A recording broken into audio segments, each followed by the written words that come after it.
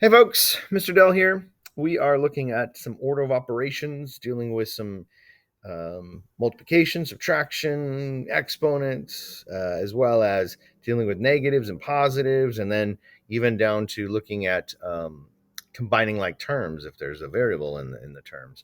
Okay, so this is something we're taking from CPM's course 2, and this is section 9.2.3. Okay. So let's review order of operations, right? Order of operations, the P for this is PEMDAS, if you remember this, but this is how I write it out. So I remember that P represents the grouping symbols, right? E represents exponents. M and D is multiplication and division, right? And it doesn't matter which order you go from left to right. It's not always divide, then multiply, or multiply, divide. You just whatever comes first, multiply or division. And then AS is add and subtract. And again, you go from left to right. It's not always you're doing add or subtract first. It's whatever comes first on the left, moving to the right. Okay. Okay. So let's look at this problem. So first of all, parentheses, I don't see any. So exponents, I do. Those are the subscripts there. So we have or superscripts, we have 8 to the second. What does that mean? 8 to the second means you're multiplying 8 twice. Plus 7 to the second means you're multiplying the 7 twice, right? 7 times 7, 8 times 8. 8 times 8 is 64. 7 times 7 is 49. And now we can go into addition. So we did exponents, now we move down and we do addition. So that would add to be 113. Okay, there's A. So B, I have exponents, multiplication, multiplication. So in this case, that exponent, again, 7 squared means 7 times 7.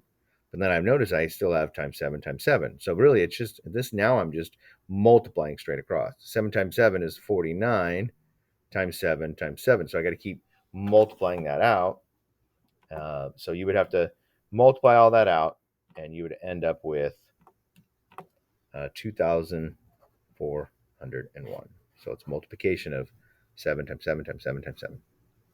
Over here, we've got exponents, and addition, right?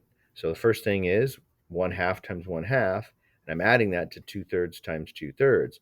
Remember, when you're multiplying fractions, you just multiply straight across. So 1/2 times 1/2 is 1 times 1 on the top, 2 times 2 on the bottom, so it's 1/4, plus, and then this one here is 2/3 times 2/3, so we multiply the tops, you get 4, 2 times 2, and then 3 times 3 is 9.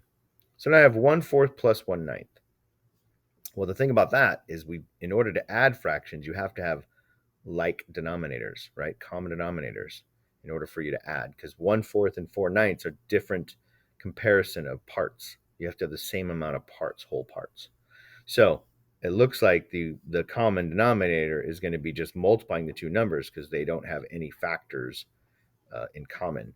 And so keep in mind what we do to do this, we multiply by a giant 1. In this case, the giant 1 is going to be 9 over 9 is my giant 1 I'm multiplying by, because 4 times 9 is 36. So the new top here is 9, because 1 times 9 is 9. And then this one I'm going to multiply by a giant 1 of 4 over 4, right? Because again, you look at the denominator, I want the denominator changed, so I go 9 times 4 to be 36. So then this on the numerator, I multiply 4 times 4 and I get 16. I'm adding those now, so my final answer here looks like it's 25/36. Okay. All right, let's keep rolling. All right, so now I've got some parentheses. So what does that mean? I have to do what's inside the parentheses first. So that I take care of. I get one number. I'm gonna simplify what's inside first. And so when I go inside, I still have order of operations to do. I have some exponents and addition. So I do my exponents first. So 2 squared is 4. Then I take 4 plus 6 and I get 10. So now I've got one number in the parentheses, so I can pay attention to what's on the outside of it. What was on the outside was just another exponent. So now I take that 10 and I square it. 10 times 10 is what this means. 10 times 10, which gives me 100. Here it looks like I have a -4 times 3 squared minus 6. So I have exponents, multiplication, and subtraction. So in my order of operations, working my way down, I do exponents before I get to multiply. So 3 squared right? 3 squared means 3 times 3, so that's 9. So I have negative 4 times 9 minus 2. Now I have multiplication to do. So I'm going to do negative 4 times 9 is negative 36. Remember, a negative times a positive just leaves the number negative.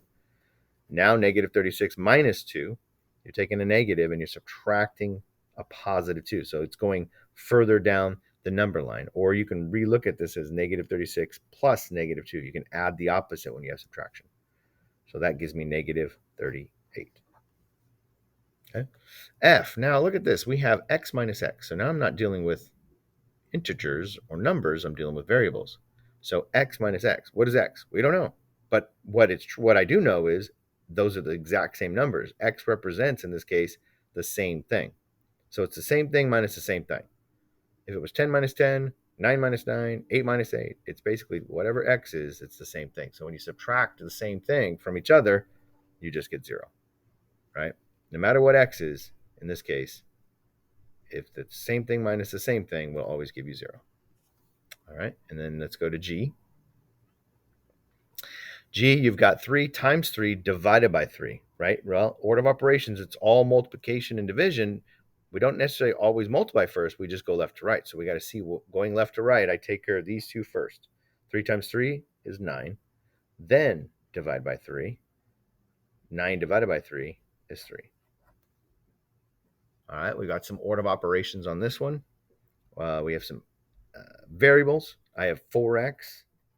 I'm adding that to 1x, right? When there's no coefficient, it's always 1. And then I'm subtracting that, subtract 2x. So let's just move across. So those two, 4x and 1x, makes 5x's. And then 5x minus 2x. Now I'm taking away 2x's and I'm left with 3x's. Last one, multiplication, division. Once again, just go left to right. So negative 2 times 4 is negative 8. Then divide by 4. Negative 8 divided by 4 is negative 2. Okay, there we go.